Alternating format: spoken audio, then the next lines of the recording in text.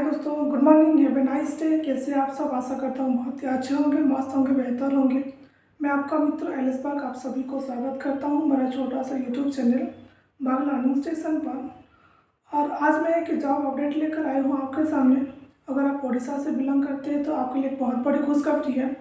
ये तो लगभग 5,500 की एक बहुत बड़ी वैकेंसी आई है और SSC की तरफ से, ठीक है। और उसमें 2 पोस्ट कॉम्बाइंड पोस्ट होगा, एक तो जूनियर असिस्टेंट और दूसरा होगा पंचायत एग्जीक्यूटिव ऑफिसर, जिसे हम PO भी कहते हैं, ठीक है। तो ये जो होगा एक डिस्ट्रिक्ट कैडर पोस्ट होगा, ठीक है।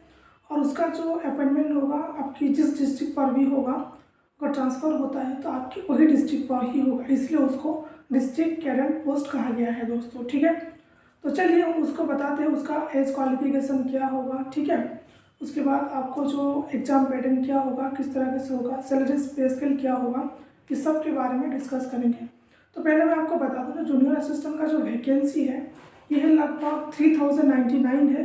और जो PO का जो वैकेंसी आई है ये है 2297, ठीक है। ये बहुत बड़ी वैकेंसी है। तो उसका अगर हम एजुकेशनल क्वालिफिकेशन की अगर बात करें पहले, तो जो जूनियर असिस्टेंट के लिए जो मिनिमम क्वालिफिकेशन आपका ग्रेजुएशन होना चाहिए, ठीक है। और जो PO के लिए अगर आपकी क्वालिफिकेशन से +2 की है तो आप उसके लिए एलिजिबल होंगे। लेकिन जो ग्रेजुएट है, जूनियर असिस्टेंट PO दोनों के लिए एलिजिबल होंगे। और जो सिर्फ +2 पास किए हैं उन्हीं लोग सिर्फ PO के लिए एलिजिबल होंगे और उसके लिए फॉर्म अप्लाई कर सकते हैं, ठीक है। ये तो हो गया क्वालिफिकेशन के बाद। अगर हम एज की बात करें तो आपकी जो मिनिमम एज 21 होना चाहिए, ठीक है। और जो मैक्सिमम 38 तक रखा गया है। लेकिन जो SC ST हो गए, EWS कैटेगरी से बिलोंग करते हैं तो उन्हीं को 5 साल की एज रिलैक्सेशन मिलेगा। और जो लोग GRS मतलब आपको पता होगा जैसे ग्रामीण रोजगार सेवक कहते हैं, और वही लोग एलिजिबल अगर अप्लाई करते हैं तो उनको और भी ज़्यादा एज रिलैक्सेशन मिलेगा, यानी कि अप टू 41 ईयर्स तक वो लोग अप्लाई कर पाएंगे जो GRS की तरह से काम करते हैं कोई भी पंचायत में, ठीक है। ये हो गया क्वालिफिकेशन। और ये जो हमारा हो गया एज का क्या क्राइटेरिया है, ठीक है। अभी उसको समझते हैं जैसे कि किस तरह से उसको अप्लाई कैसे करना है, ठीक है। ऑनलाइन प्रोसीजर क्या होगा पहले मैं आपको बता दूं। अप्लाई करने से पहले जिस दिन आप अप्लाई कर ही रहे हैं तो उससे पहले आपके जो डिस्ट्रिक्ट में जो एम्प्लॉयमेंट एक्सचेंज ऑफिस होता है वहाँ पर आपका जो नेम रजिस्ट्रेशन होना बहुत ज़रूरी है, ठीक है।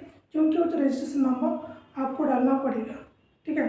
अगर आपने मान लीजिए तो अगर कोई भी आपके डिस्ट्रिक्ट में जो एम्प्लॉयमेंट एक्सचेंज ऑफिस है वहाँ पर आपने आपका नाम रजिस्ट्रेशन नहीं किया, अगर स्टेट में जाकर अगर किए हो तब भी आप एलिजिबल हो सकते हैं, ठीक है। लेकिन जब आप अप्लाई करेंगे तो उस जो स्टेट वाला जो रजिस्ट्रेशन सर्टिफिकेट के साथ आपको जिस डिस्ट्रिक्ट से आप बिलोंग करते हैं उस डिस्ट्रिक्ट का रेजिडेंट सर्टिफिकेट देकर आपको अप्लाई करना पड़ेगा, तब आप एलिजिबल होंगे। लेकिन मैं आपको शेयर कर देना चाहूँगा, आप जिस भी डिस्ट्रिक्ट से बिलोंग करते हैं वही डिस्ट्रिक्ट को भी फॉर्म भरिए, ठीक है। क्योंकि ये जो होगा मास्टर लिस्ट बनेगा तो डिस्ट्रिक्ट वाइज बनेगा, ठीक है। और इसलिए वहाँ पर इंश्योर भी किया गया है अगर आप अलग डिस्ट्रिक्ट में अप्लाई करते हैं तो हो सकता है कि आपका फॉर्म रिजेक्ट होगा, ठीक है दोस्तों। इसलिए मैं आपको गुजारिश करूँगा कि आप जिस डिस्ट्रिक्ट से बिलोंग करते हैं वही डिस्ट्रिक्ट पर भी अपना फॉर्म भरिए, तो उसमें क्या होगा, रिजेक्शन नहीं होगा आपकी। ये तो हो गया, नया रजिस्ट्रेशन होना बेहद ज़रूरी है, ठीक है।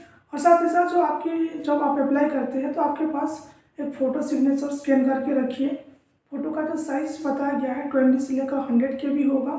उसका जो फॉर्मेट होगा JPG या तो PNG, ठीक है। उसी तरह अगर सिग्नेचर की अगर हम बात करें तो सिग्नेचर का जो लेंथ होगा 20 KB से 50 KB के अंदर होगा। उसका जो फॉर्मेट होगा JPG या तो PNG फॉर्मेट में आप उसको भर सकते हैं और SSC की वेबसाइट में जाकर, ठीक है।